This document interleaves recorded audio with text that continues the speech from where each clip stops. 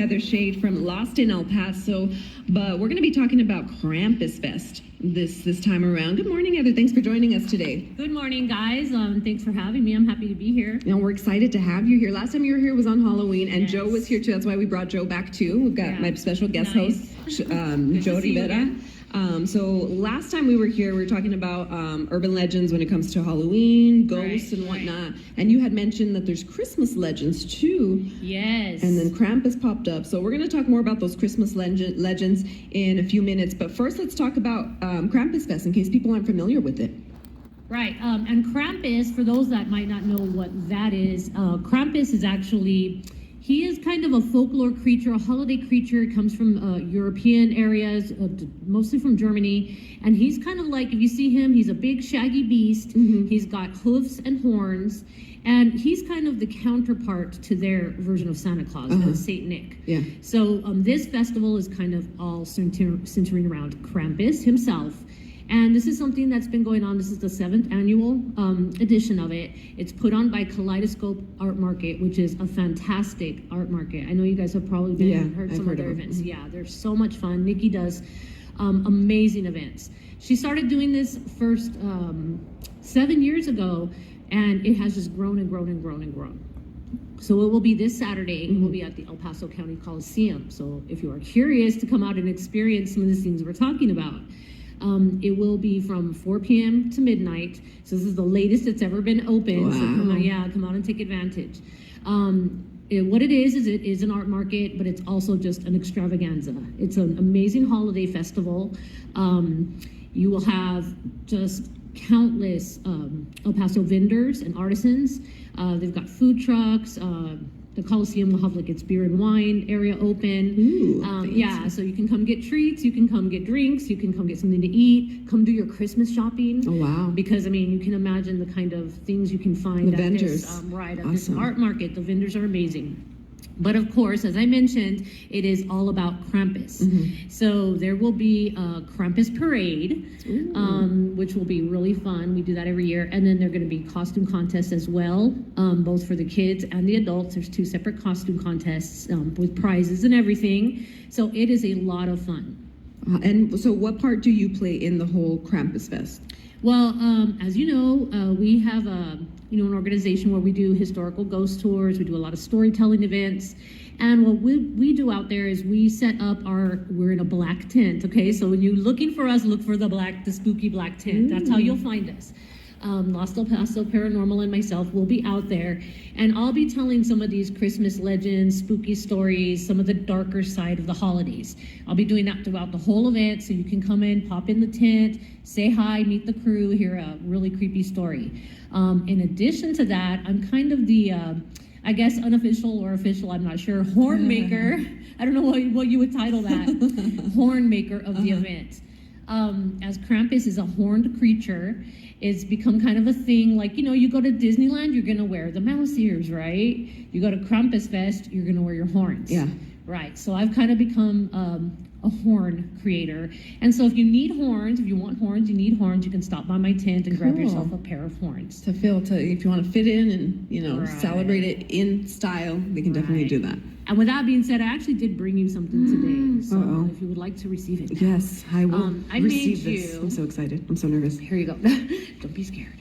I made you your own pair of horns. Oh my God, already looking at it. Oh my God, this is so cute. And it's like a little headband too. Yes. Oh my God, I'm ready. Look at this. I mean, what, Joe, what are you going to say? She already has horns, but now they're visible. There you go. So when you're feeling like having them visible and you want them out loud and proud. Oh, I'm going to wear them.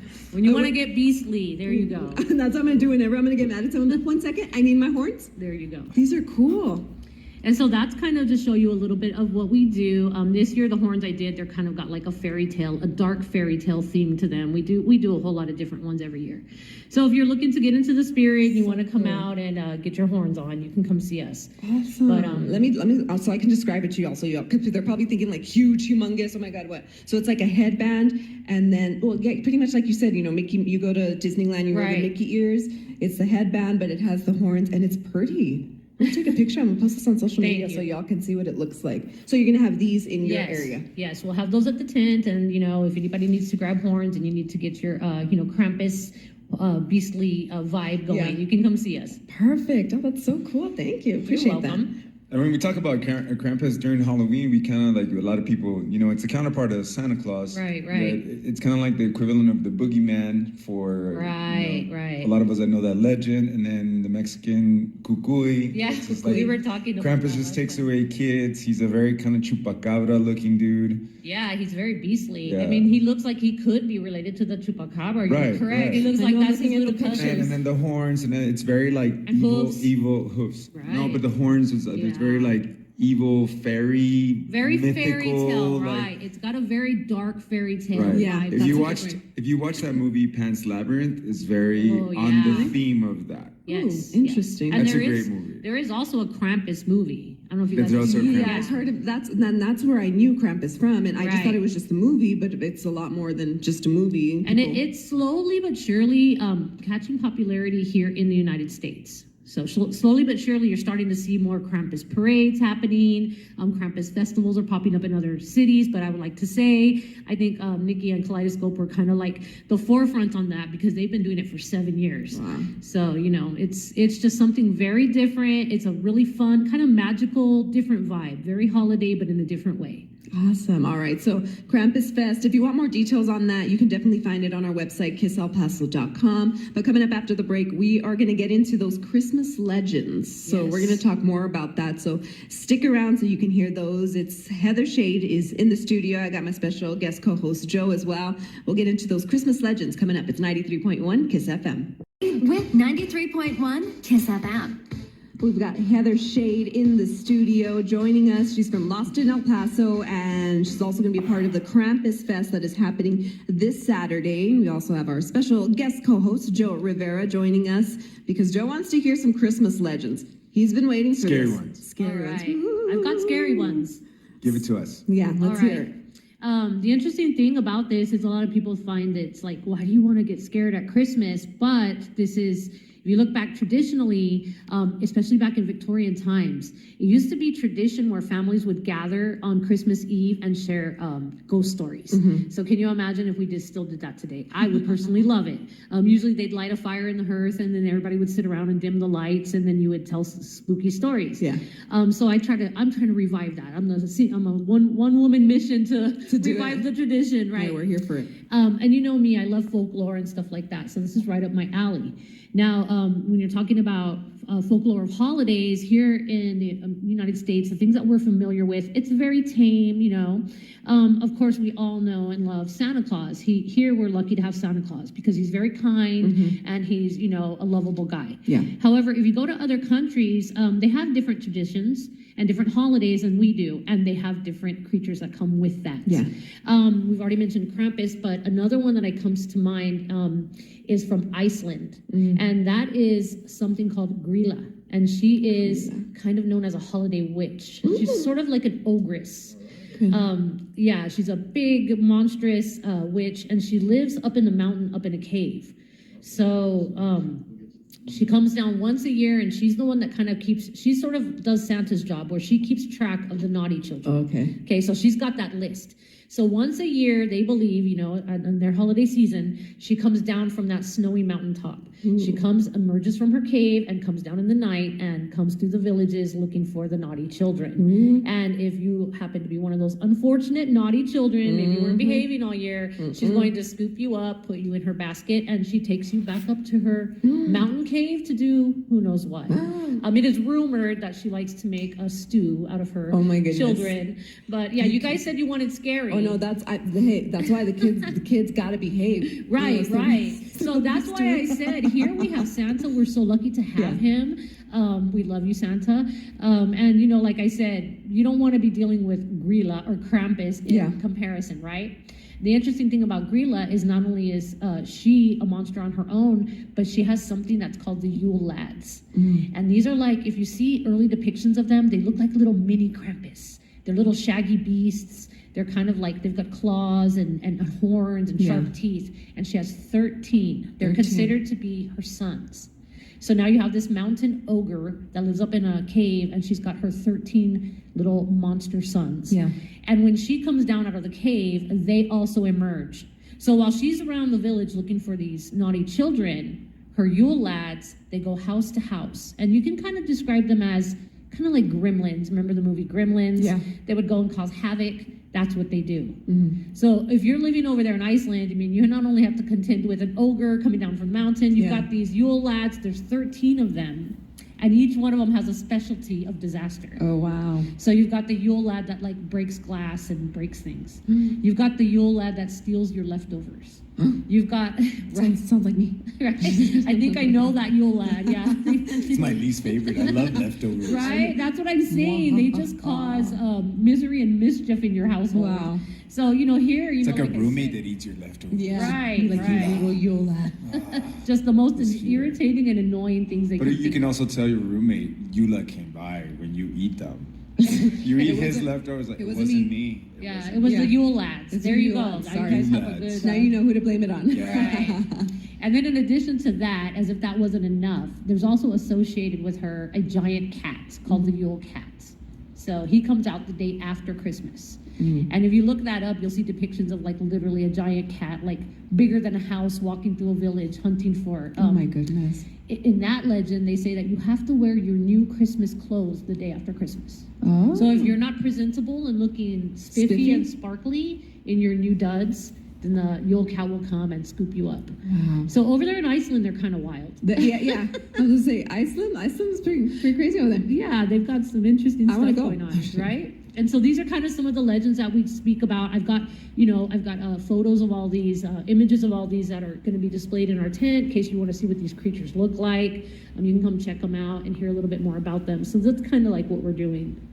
I want to be a parent over there. You wanna- I'd be scaring my Right? kids like, you lads are coming in and take your leftovers if you don't finish your food. And You know- gorillas coming down from the mountain. If you don't dress up the day after Christmas, they're taking you. They're taking you. Misbehave, you're stew. You're Right. stew, literally. Yeah, Where do you want to go here? yeah. So it gets Wow. pretty wild. It gets pretty wild. Dang. And you're gonna be telling these Christmas legends Right. there at the Krampus Fest. Yes, in our tent. Like I mentioned, we'll be in the all black tent. That's Los El Paso Paranormal. We're the ghost tour people. So you can find us in the black tent. I myself usually I do like a Krampus look, okay? So I've done that every year for the last 6 years. This year for the first time ever, got I'm gonna do pictures? something different. Yes, I I do. want to see. This time, I used one of them on the little promo I did for Yeah, today. I was gonna say I saw that one. And I was With like, my how horns. cool! Yeah. And see, those were like the huge horns. Those that were the big most- ones that I do. Yeah, I do big ones as well. But so with Krampus Fest, like I said, we're going to be out there doing the stories. And for the first time this year, I'm going to dress a little bit different. I'm going to be dressed as the ghost of Christmas past. What? And I have a How is- sickening costume. It's going to be Wow, so I spooky can't and wait cool. to see photos yeah. of that. So I decided to change it up this year. So if you want to meet the ghost of Christmas past, come over to the black tent, hear some Wow. stories, grab some horns. So that's where we'll be. I can't wait to see So that. back to the parenting here, because I'm just so astonished.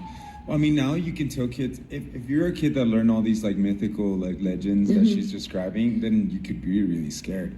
But now you can tell a kid in America is like, dude, the boogeyman's coming, and you'd be like, where are we going? I know. He's not the guy from Ireland. I know, He or doesn't make Iceland. kids that like. It's like, He cool. doesn't make stew out of kids. The boogeyman just scares me, just jumps out. Ooh, Well, no, he's gonna leave Iceland anyways. He's is the busy. whole other story. Yeah. Wow. And I'm sure there's plenty more Christmas legends out there that you all are going to be talking about. Yes, there's some.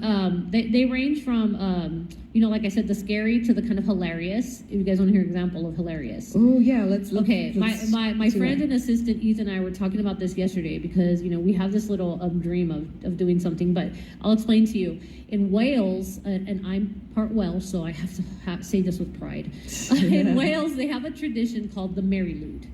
The Merry Lude is actually, if you look it up, you'll trip out. It is a horse's skull that they decorate. So it's usually painted, it has like holly on it and things, and then they put it on a tall pole with a sheet over it, and someone's underneath it. So they're like operating it kind of like a puppet, you know?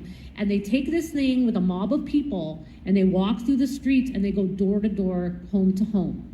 And this thing knocks on your door, the Merry Lude. So you're gonna open your door, and here's this skeleton horse thing standing there. Oh my goodness. And it sings to you a little rhyme, and it asks you if it can come in your house. You have to respond to it with a rhyme of your own, giving it a reason why it can't come into your house. The Mary Lude will then respond again with a different rhyme, a new rhyme, asking you to come in, and you have to respond with a new rhyme. So now you're in a rap battle at your front door with a skeleton horse, okay? So, right? I'm telling you, it's great. So what happens in this rap battle? There's a winner and a loser, right? Okay, so eventually somebody runs out of rhymes. And when you stumble and you run out of rhymes and you can't catch up, that's the person who wins, the one who is last standing. So if that's the Mary Lude, you have to invite him and his crew into your house and give him all your beer. Oh my goodness.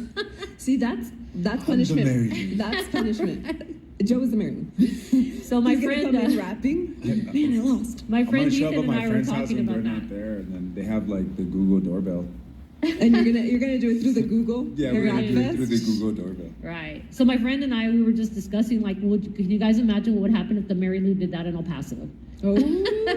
What would be the response of El Pasoans to that, rap battle with the skeletal horse and, yeah. You know what that kind of reminds me of? Posadas. You know how they do Yes. En el nombre de yeah, like Right. instead of a rap battle though, it's a singing Right. battle. And there. if you look up the videos of these, like, you can go look up Mary Lude, and it's hard to, it's spelled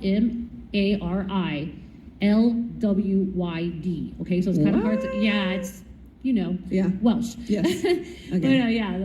so if you're wanting to look it up, that's how you spell it. But yeah, if you look it up, you'll see videos of these Dude, groups as of it is- drunk people because they go house to house drinking. So by the end, they're walking with their skeleton and they're falling down, their horse and That's they're falling hilarious. down. Oh yeah, they're taking everyone's beer. So right, yeah. right. So what a It is tradition. Mexicans don't answer the door. I know. Yeah, no. Oh Be no. like, dude, yeah. they're here for your beer. I'm like, good luck. Right. You're not gonna answer it.